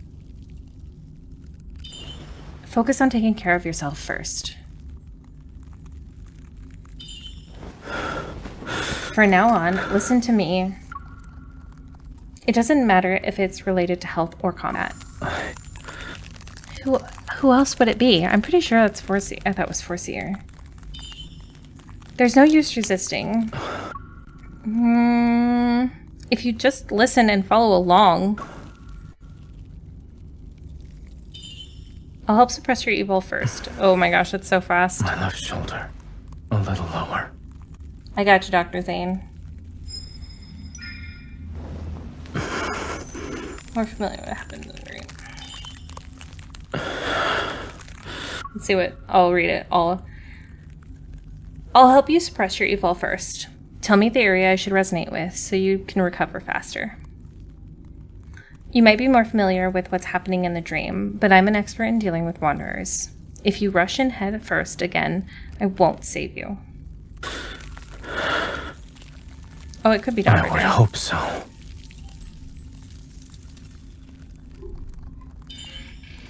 I know how this nightmare ends. Wanderers aren't the only threat here. When push comes to shove, leaving me behind might be for the best. Who says I would be leaving you behind, Zayne? Excuse me?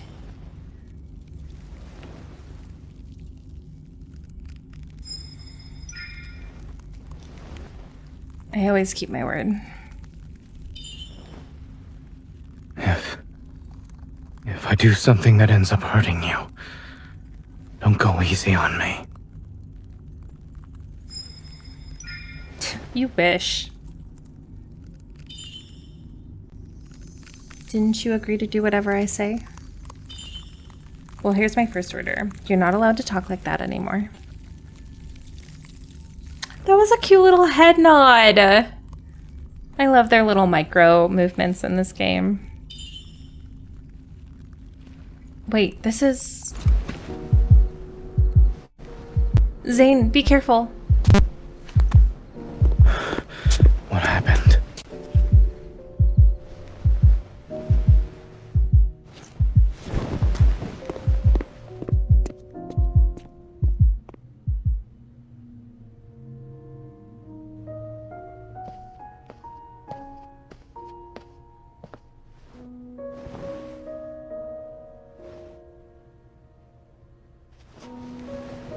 Letting you step into this nightmare, perhaps, was another mistake.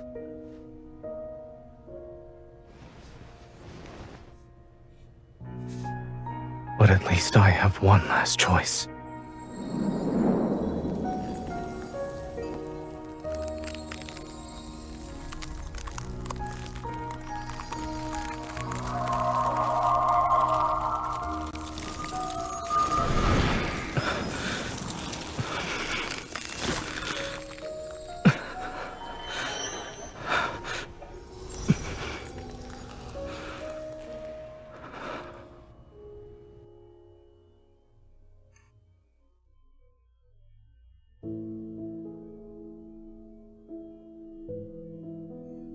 As I gather my thoughts, the weary face before me momentarily merges with a blurry image of Zayne in my fragmented memories, but they immediately separate.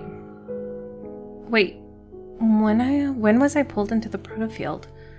I was attacked by that wanderer and lost consciousness. The wound should be on my body, but it's gone. I give Zayne an inquisitive look. I want an answer, but he averts his gaze instantly. Zayne, what did you do while I was unconscious?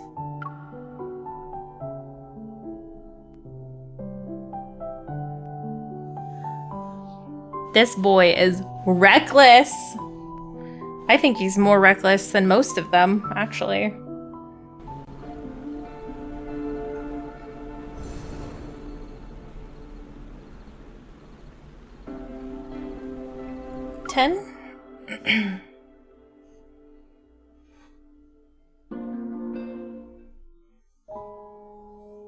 Oh, I love this music.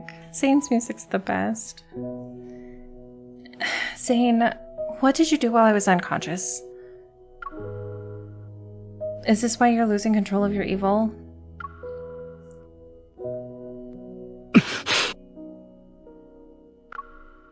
His silence confirms my suspicions. I lower my head, and my hands that rest on his tightly. Before the worry and guilt in my heart coalesces into coherent words, they disappear because of Zayne's presence. He lowers his head, and his chin rests on the top of my head.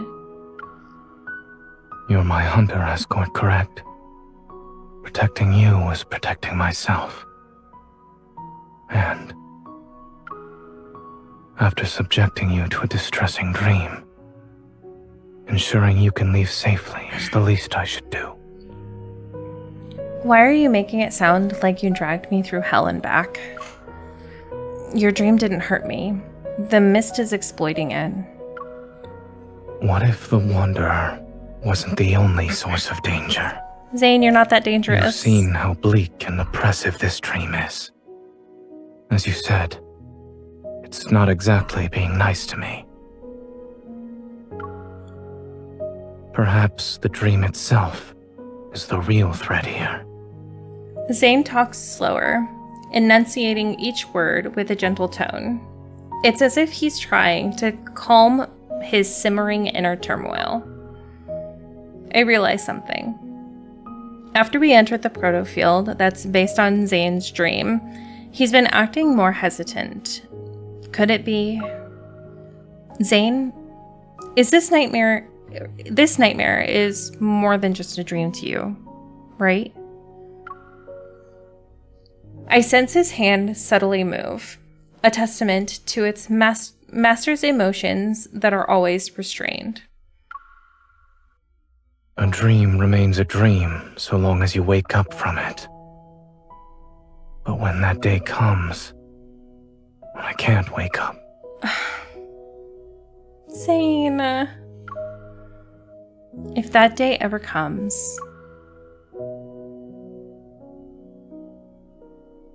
I'll find you in your dream. Even if the world falls into chaos and everything turns upside down, I'll never forget who I am, and I won't forget who you are. By then, I'll find you in your dream, the real you. The resonance light quickly flows from my fingers as I make a not so solemn promise in a calm voice. Zayne's breath hitches, as if it's suspended in the air for a while. Then he exhales, his breath carrying the weight of unspoken sentiments. If all else fails, I'll bury you in the body of a snowman. You'll be super big snowman. What? You heard me, I didn't stutter. I close my eyes and banish the myriad of questions and worries from my mind. If you can't deal with it by yourself, then we'll face it together. I'm the best there is, so I'm sure I can lend a hand. I see your problem-solving skills are more on the straightforward, brutal side. Should we consider this a side effect of you becoming stronger? Go big or go home, that's what I say. It's called having the freedom that comes with power.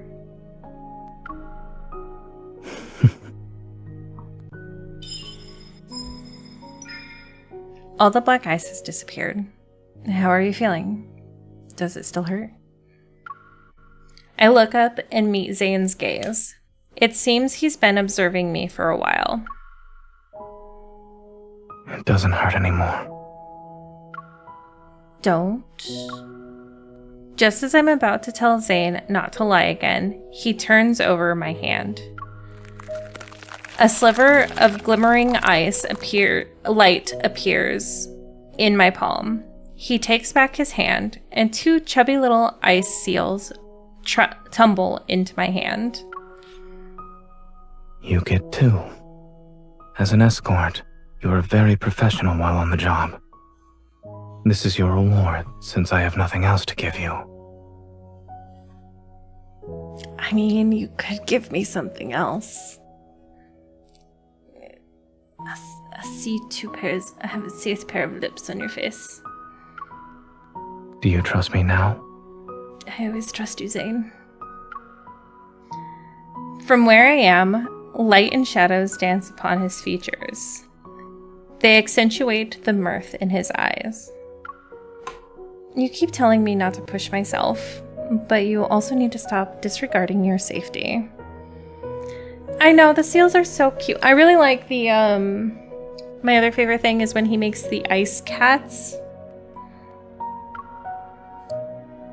He nods. I clench my hand and reach out to him. I help him stand on his feet as I get up.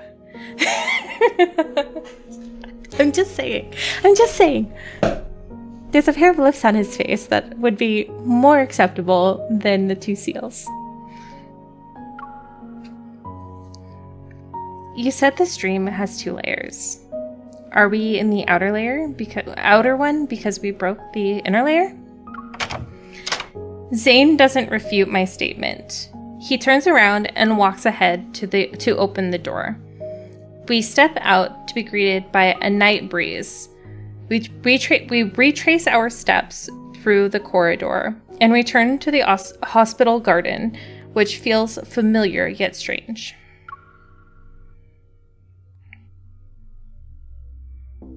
A mutated wanderer's protofield defies normal logic. He did, and I Could wonder be hiding anywhere. if they're going to change the other guys' PFPs. Because that would be adorable, actually. Outside the hospital, skyscrapers rise like towering concrete trees in a forest. Meanwhile, the rest of the city stands in eerie silence. They are very cute. Any little creature he makes is super cute. I can use my evil to return the Protofield to its original state. Negative consequences born from mistakes don't need to be fixed. The sky swiftly darkens, as if time itself has become accelerated. There we go. We have no choice but to destroy this place. Wait, you're evil. We'll do it together.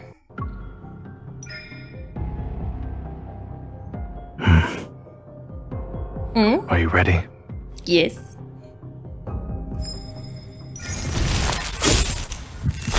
Black snowflakes drift from our interlocked fingers. The night wind momentarily suspends before swirling into a frenzied flurry once more. Underneath our feet, a vast expanse of ice crystals bloom. Could you imagine the absolute fantastic cutscene that would have made?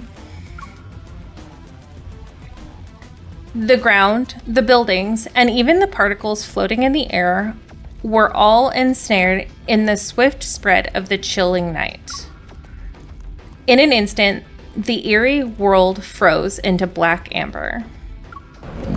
A rift violently tears through the fabric of this space. The Wanderer can't hide anymore. It screeches and reveals its true form. There it is. Let's go. Zayne's coat flutters wildly in the wind. Amidst nightmarish darkness, an icy glimmer materializes in his hand. Let's end this before the breaking dawn arrives. He said the thing!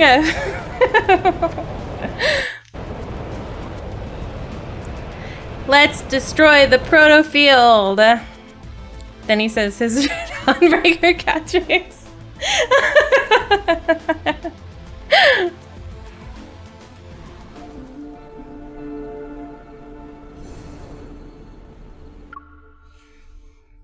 Time to fight. Oh yeah, and I get to go with Dawnbreaker.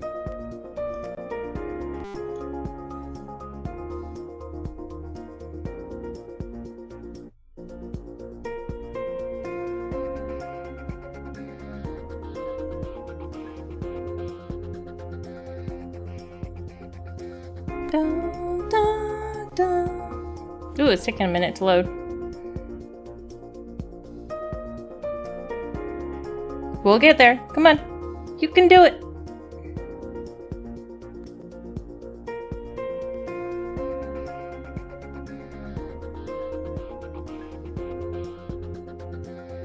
Come on. There we go.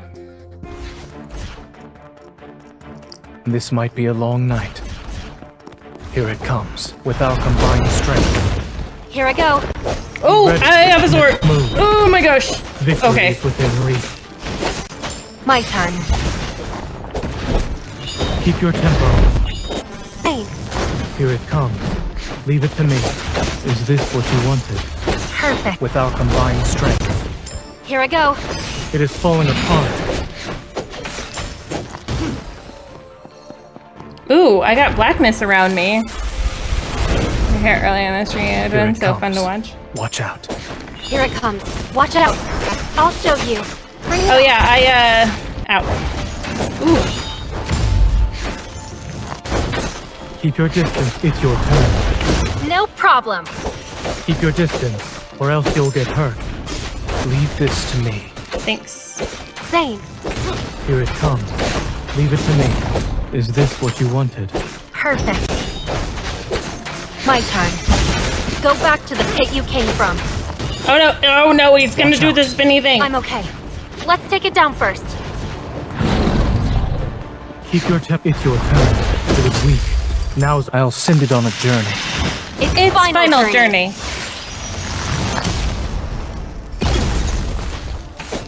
My turn. Hi, Nina.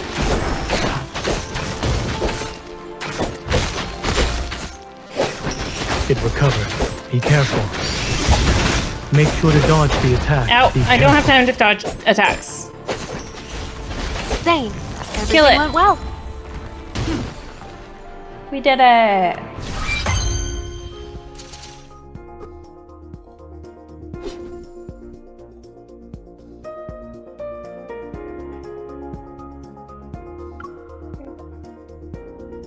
So, the content. Let's see. Yay! I'm welcome. I'm so glad that you're here. That actually makes me super happy. Did you find...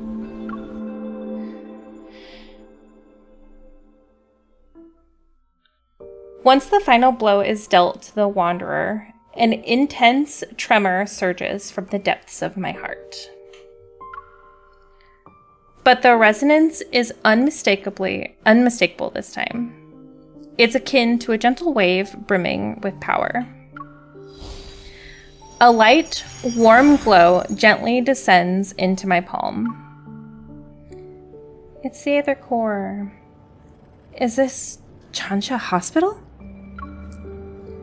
The breaking dawn's light streams in through the window. In the silent corridor, the air carries a faint scent of disinfectant.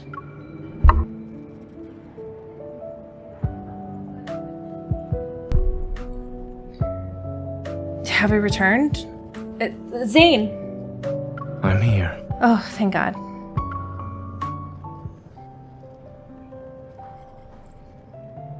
As my hand is tenderly squeezed, I turn my head. Zayne is next to me. Wait, I need to double check. Are we still in the Protofield? Are we in reality? Turn around first.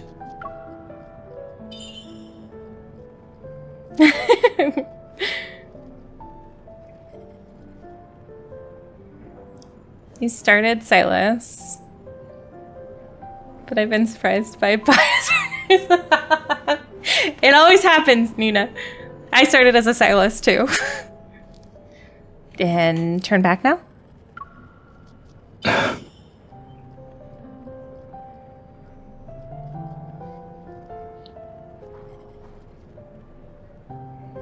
Though his expression has a bit of helplessness, Zayne still complies. Are you double checking or making me play a game of turnaround? ¿Por qué no estás? I'm confirming that Dr. Zayne is still the person with me right now. A burst of laughter erupts from deep within me, but in the very next second, I collapse onto the ground. His arms immediately extend to steady me. Are you alright? I'm fine. I reach out, but stop once I realize I'm holding something. I open my hand and see a protocore fragment. It emits a faint green glow. A fragment of an aether core. At least our efforts weren't for nothing. You're back. Dr. Zayne.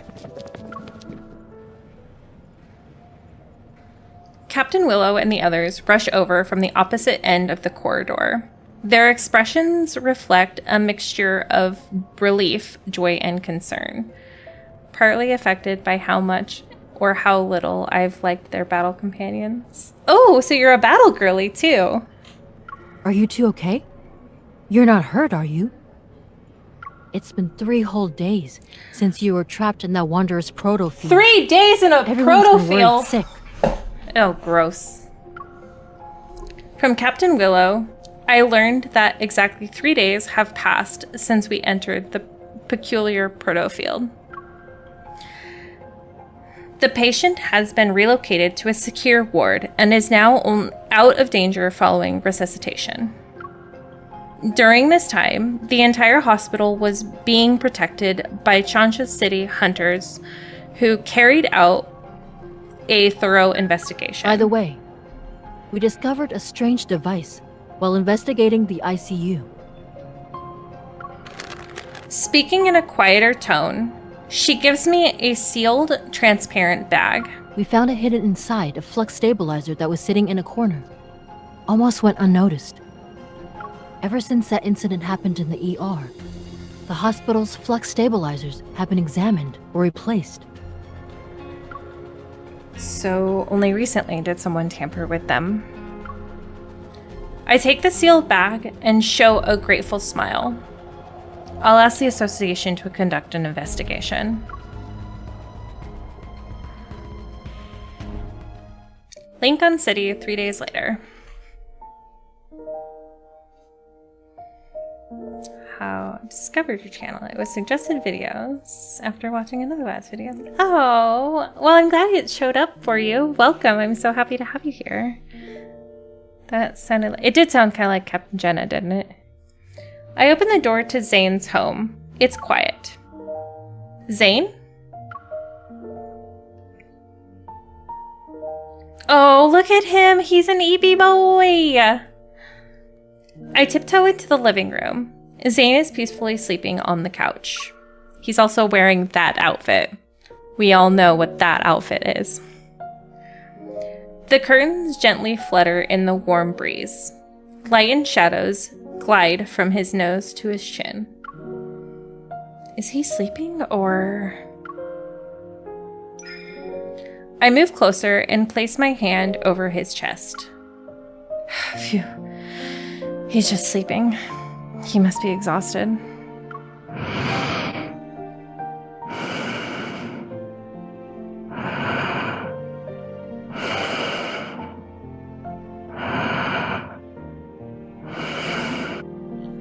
I'm a sucker for Zayne's breathing. A huge sucker for Zayne's breathing. Approaching Zayne, I kneel down to be at eye level with him. I carefully cover him with a blanket that was draped on the couch. The tension on Zayne's furrowed brow dissipates. His breathing is steady, and his expression is serene and relaxed. I look at his face, the thoughts in my mind racing as I reflect on the whirlwind of events that have unfolded recently.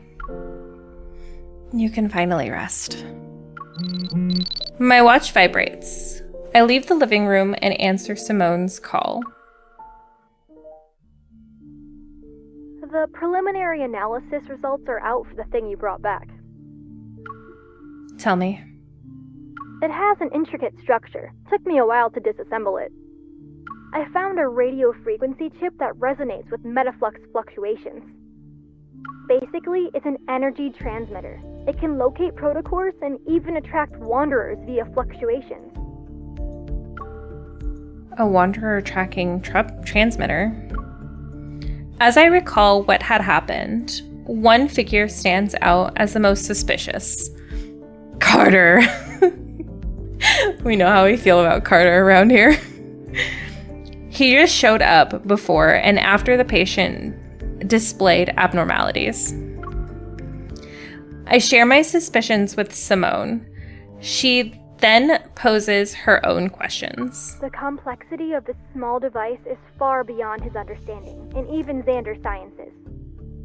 It exhibits highly advanced protocore technology. Xander Sciences is a medical institution. There's no way they could possess protocore tech that rivals the association, right? It can if they're partnered with, oh, I don't know, maybe ever.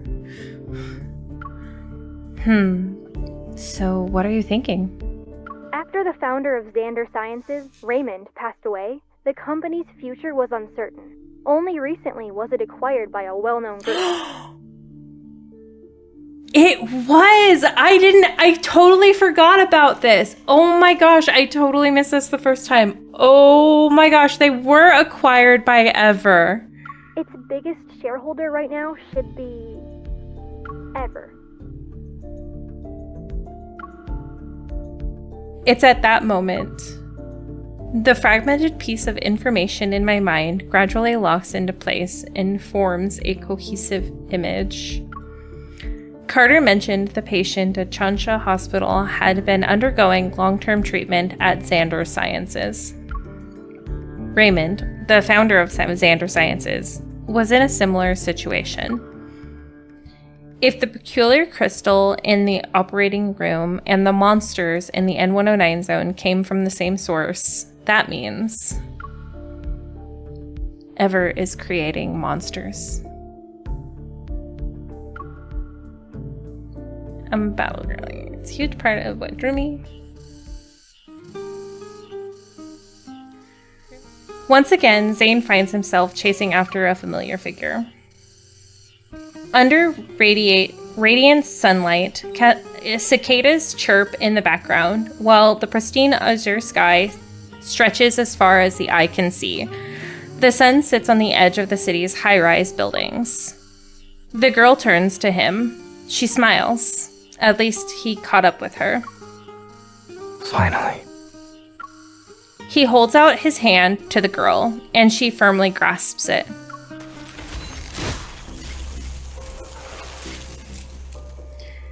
Yet the two find themselves tumbling back into the seemingly endless corridor. Black crystals emerge from his palm. They encroach on the girl's forearm. Sunlight is engulfed by darkness once more.